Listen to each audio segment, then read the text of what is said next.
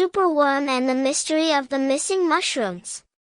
Once upon a squiggly, wiggly time in the same bright and bustling garden, Wiggly Wally, also known as Superworm, was enjoying a peaceful afternoon snack.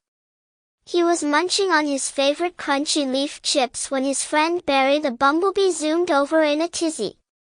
"Wally! Wally!" Barry buzzed, his little wings flapping like crazy. "We've got a big, mysterious, mushroom mess on our hands." Superworm perked up. "What's happened, Barry?" "The mushrooms are missing. Every single one of them, gone without a trace. Not even a mushroom crumb," Barry explained, his eyes wide. The garden creatures loved mushrooms, not only because they made delicious leaf burgers but also because they were excellent shade spots for tiny critters on hot days. Without mushrooms, the garden was in chaos. The ants had nowhere to picnic, the ladybugs had nowhere to play their mushroom hide-and-seek, and Granny Snail had lost her favorite napping spot. "Well, this sounds like a job for Superworm," Wally exclaimed, stretching his tail heroically. With a quick swirl, he transformed into his superhero self, complete with a tiny red cape that fluttered as he wiggled. Superworm slithered over to the mushroom patch, which was now nothing but bare ground. He examined the scene carefully, looking for any clues.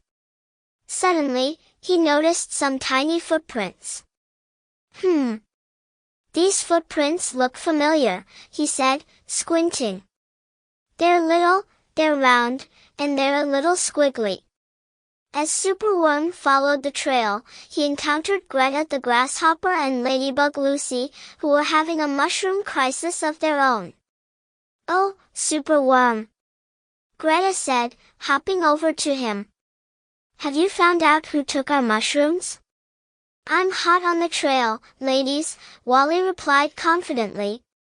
"The mushroom mystery will be solved in no time." Just then, a deep, gravelly laugh echoed from the bushes. "Ha ha ha," it chuckled, followed by a strange crunching noise. The trio gasped. They all knew that laugh. It was none other than Stanley the Squirrel. Stanley was known for his sneaky tricks and his big appetite, especially for mushrooms. Superworm wiggled toward the bushes, followed by Greta and Lucy. They peeked through the leaves and found Stanley surrounded by a massive pile of mushrooms, nibbling away happily. "Stanley!" Superworm called out, giving his tail a firm, heroic wiggle. "You've been mushroom napping." Stanley froze mid-nibble, his cheeks stuffed with mushrooms.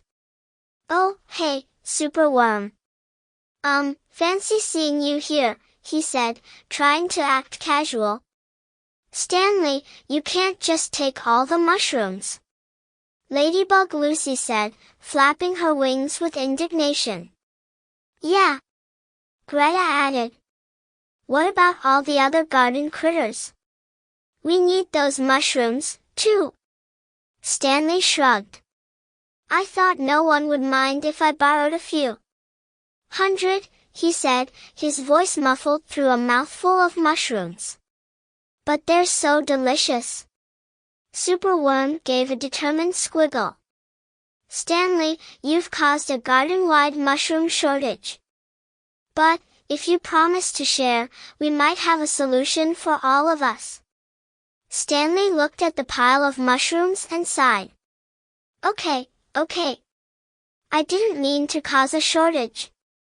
Superworm then had an idea.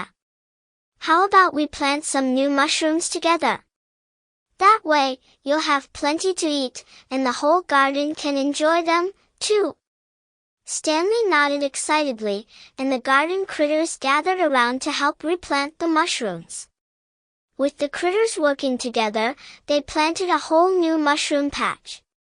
They even added a special mushroom growing area just for Stanley, so he wouldn't be tempted to mushroom nap again. And as a reward for his good behavior, Stanley agreed to share his mushroom snacks with everyone at the Grand Garden Mushroom Feast. The day of the feast arrived, and every critter was there.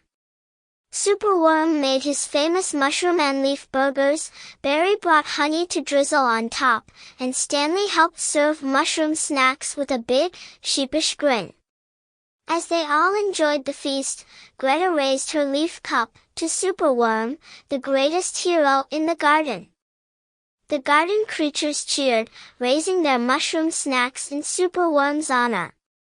And from that day forward, the mushrooms stayed right where they belonged. But just in case Stanley ever got too hungry, the critters had a plan. They set up a tiny mushroom patch just for him.